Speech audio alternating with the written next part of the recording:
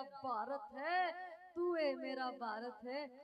बोलो भारत माता की वंदे, इंकलाब, गौ माता की, भारत माता की, दूधवा खारा गांव की, खाटू नरेश की, जय गौ माता।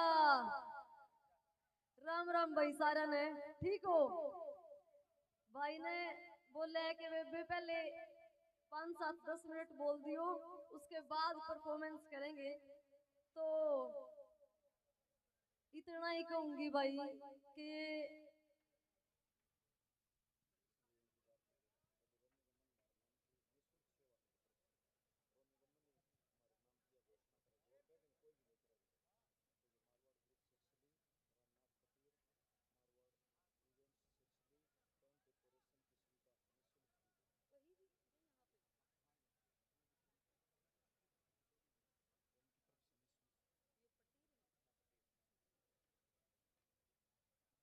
ये जो आप टेंट देख रहे हो भाइयों, ये एक ग्रुप है, मारवाड़ ग्रुप सिरसली रामनाथ पटीर, मारवाड़ इवेंट्स सिरसली टेंट डेकोरेशन। ये जो पूरी सुविधा है ये फ्री में दी गई है उन भाइयों की तरफ से। एक बार जोरदार तालियां बजा दो उस ग्रुप के लिए, क्योंकि ये जो प्रोग्राम हो रहा है ये गौ माता के नाम का प्रोग्राम है। तो जोरदार तालियां। पता नहीं कहां कहां से भाई अपना योगदान दे रहे हैं। और खुशनसीबी है मेरी कि दूधवा खारा गांव के भाइयों ने मुझे बुलाया। ये सौभाग्यशाली हूं मैं कि राजस्थान में बार बार आने का मौका मिलता है। ये शाम, ये खुली हवाएं, ये आजादी, किस्मत वाले हैं हम कि हमने इस भारत भूमि में जन्म मिला। मैं क्या बोलूं भाई, ये जो अपने बड़े भाई अभी बोल के गए हैं, मामन नाम था उनका शायद, मैं अंदर से इमोशनल बड़ी होगी उनकी बातें सुन के गौ माता को लेके। देखो, हम जितने भी युवा यहाँ पे बैठे हैं, बॉर्डरों पे जाके सीने पे हम गोली तो नहीं खा सकते, लेकिन वो भाई जो हमारी रक्षा करते हैं, इस देश की रक्षा करते हैं, हमारा फर्ज है कि जो कुर्बानियां वो इस देश के लिए दे रहे हैं, हम अपना फर्ज निभाएं। और हमारा फर्ज क्या है कि जितनी इस देश के अंदर बुराइयां हैं, हम बिना सोचे समझे उसमें हिस्सा दे और उस चीज को कम करे। अगर हमारी आंखों के सामने कुछ गलत काम हो रहा है तो हम अपने घर के बारे में ना सोच के मातृभूमि के बारे में सोचे। गौ माँ, गौशालाएं यहाँ के भाइयों की जो टीम चलाती है, ऐसे ऐसे पवित्र काम, ऐसे ऐसे देश सेवा के काम, हमारी बेटियों के साथ जो गलत होता है, हमारी छोटी छोटी बहनों के साथ, गौ माता के साथ बेचारी रोड पे ऐसे कांच तक को खाती है, वही धर्म के काम है, वही पुण्य के काम है। और अपना काम ईमानदारी से करना ही सबसे बड़ी देशभक्ति और सबसे बड़ी देश सेवा है। हम जिंदा हैं, भगवान ने हमें ये स्वस्थ शरीर दिया है, इससे बड़ी अमीरी हमारी क्या होगी। ये जो अमीरी होती है ना, ये अमीरी नहीं होती। जमीर जिसका जिंदा हो, और एक भी हमने अगर धर्म का काम किया है तो हमसे ज्यादा अमीर इंसान इस दुनिया में कोई नहीं है। वो हमारे शेर, हमारे भाई, लाखों क्रांतिकारी वीर जो अपनी कुर्बानियां इस मात ही दे के गए हैं। कोई शौक थोड़ी था। 20-20 साल के वो बच्चे, 17 साल का वो खुदीराम बोस, जिस उम्र में बच्चे कैंटीनों में कुरकुरे बैठ के खावे हैं, उन्हें पता ही नहीं, उस 17 साल की उम्र में वो खुदीराम बोस इस भारत माता ही, इसकी आजादी से बम बनाने लाग रहा था 17 साल की उम्र में। देखो कितने लाखों वीर हुए हैं ना, वो वीरांगनाएं, वो छोटी छोटी वीरांगनाएं, जब भगत सिंह को फांसी पे टांगा गया ना, इस देश की ऐसी वीरांगनाएं हुई। 16-16 साल की बच्चियां, 2 बच्चियां, सुनीति चौधरी और शांति घोष, एक की उम्र 15 साल और दूसरी छोरी की उम्र 16 साल।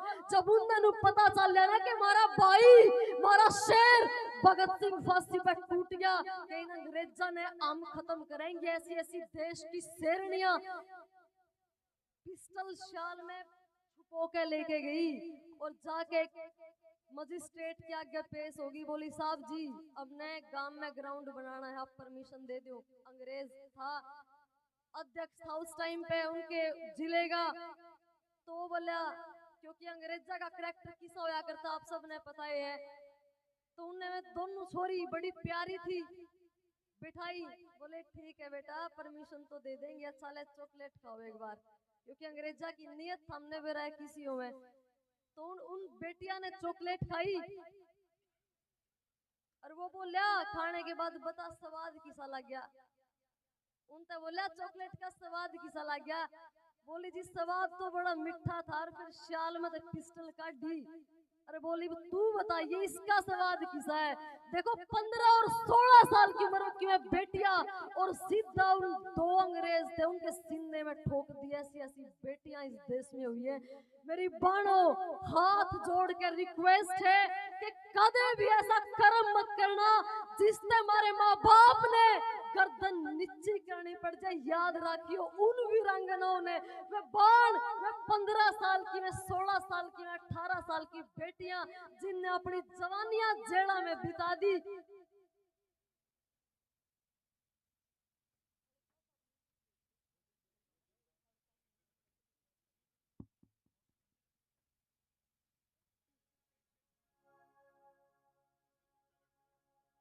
सुभाष चंद्र बोस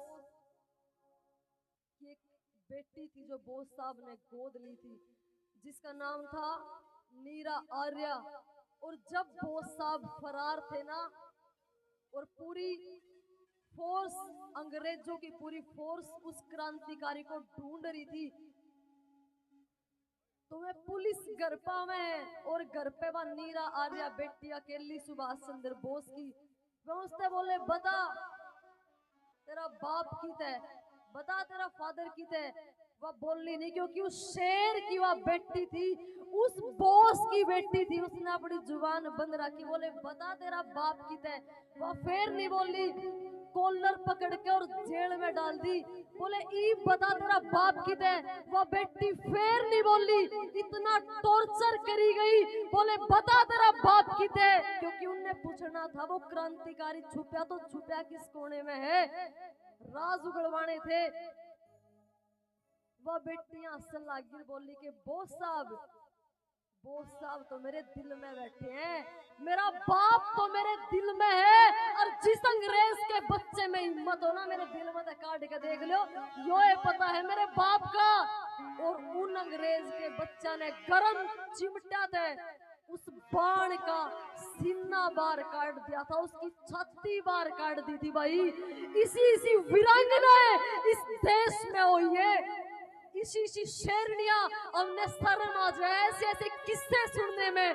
लेकिन यह सच्चाई है इस देश की बाणा की, इस देश की माया की, कि उनने अपनी इज्जत नहीं देखी, उनने अपनी आबरू नहीं देखी, लेकिन अपने उन क्रांतिकारियों का, अपने बाप का, अपने भाई का, अपने पिता का साथ दिया। आज हमारा फर्ज बना है कि ऐसी बहनों की, ऐसी वीरांगनाओं की, ऐसी वीरों की हम इज्जत करें। कदे भी अपनी नियत खराब मत करना मेरे भाई। जिस थाली में बैठ के खा लिया ना, उस माँ ने अपनी माँ मानी हो, उस बाण ने अपनी बाण मानी हो।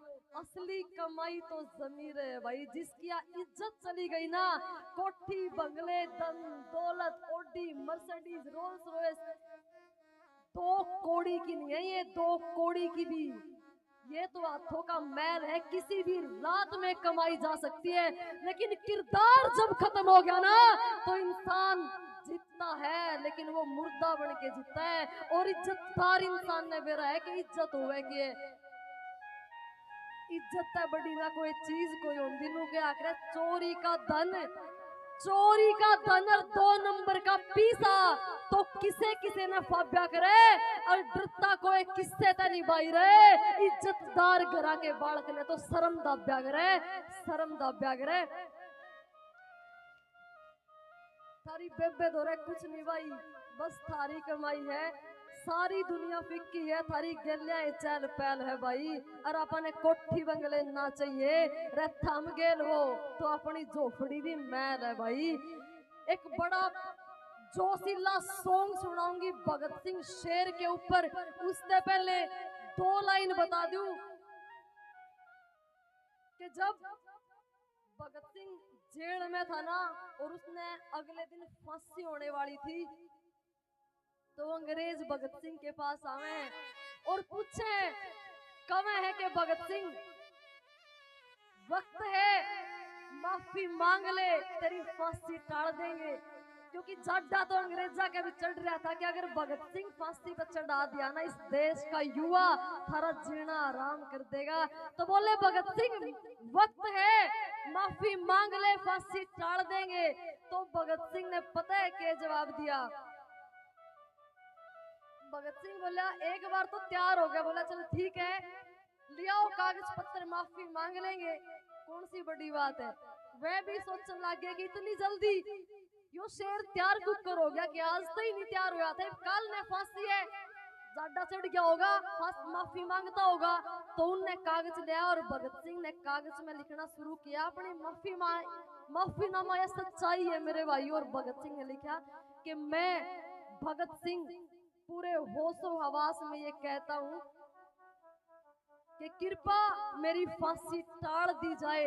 अगर मुझे मौत ही देनी है, अगर मुझे मौत ही देनी है तो बीच चौराहे खड़ा करके गोली से उड़ा दो, क्योंकि फांसी आतंकवादियों को दी जाती है और मैं धरती माँ का सच्चा वीर सुपूत हूँ। अगर औकात है तो बीच चौराहे गोली मार के दिखाओ, तब तुम्हारा पता चलेगा तुम असली अंग्रेज के बच्चे हो।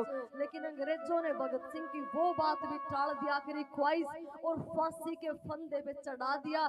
फिर भी अंग्रेज बोले बता भगत सिंह अपनी आखिरी इच्छा बता, क्या चाहिए तुझे, हम तेरी कौन सी इच्छा पूरी करें। तब भगत सिंह हंसने लग गया, बोला मेरी इच्छा तुम पूरी कर दोगे, तुम्हारी है औकात।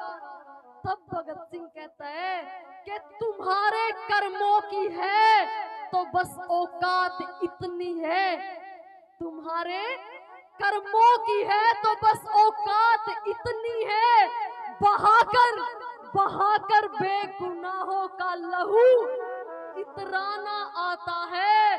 गुरूर बेखबर ये बात तुमको कौन समझाए, वो सर झुक ही नहीं सकता जिसे कट जाना आता है, जिसे कट जाना आता है। और फांसी के फंदे पर जब उस शेर को चढ़ाया ना, उस वीर ने, उस शहीद आजम ने वो भारत माँ का वो फांसी वाला फंदा इतने प्यार से चूमा जैसे कोई अपनी दुल्हन के हाथों को चूमता है ना। और भगत सिंह कहता है कि ए दुल्हन उस रस्सी को, क्योंकि उसकी दुल्हन ही वो आजादी थी, वो भारत माँ की आजादी। देखियो प्यार तो यो है रे, यो है असली प्यार। अगर असली प्यार करना है तो वो प्यार करो कि दुनिया जहान सलाम ठोके, यो प्यार नहीं करते बाज गए रोंदे फिरे कहाँ हंसी लावे बदनाम करे थारे माँ बाप ने, इज्जत से उस माँ का सर नीचा हो जाए, वो बाप गांव में मुंह दिखाने जोगा नहीं रहा, यो प्यार नहीं होता मेरे भाई। वो भगत सिंह उस रस्सी ते कहे है कि ए दुल्हन मैं राख बन सतलुज नदी में बह गया। उसने बेरा था मेरा आल के करेंगे पीछे थे मेरे मरने के बाद, ये अंग्रेज मेरा शरीर के टुकड़े टुकड़े करके कित फेंकेंगे। बोला ए दुल्हन मैं राख बन सतलुज नदी में बह गया, पूछ मत तेरी जुदाई दिल पे कैसे सह गया, है शहादत की खुशी पर जाते जाते गम भी है, हाय आजादी तेरा घूंघट उठाना रह गया, हाय आजादी तेरा घूंघट उठाना रह गया। और 23 साल का वो शेर जवान इस धरती माती फांसी पर टूटे कट्टा कट्टा 6 फुट का छोरा। एक बड़ा प्यारा गीत भाई शेर भगत सिंह के ऊपर सुनना चाहोगे?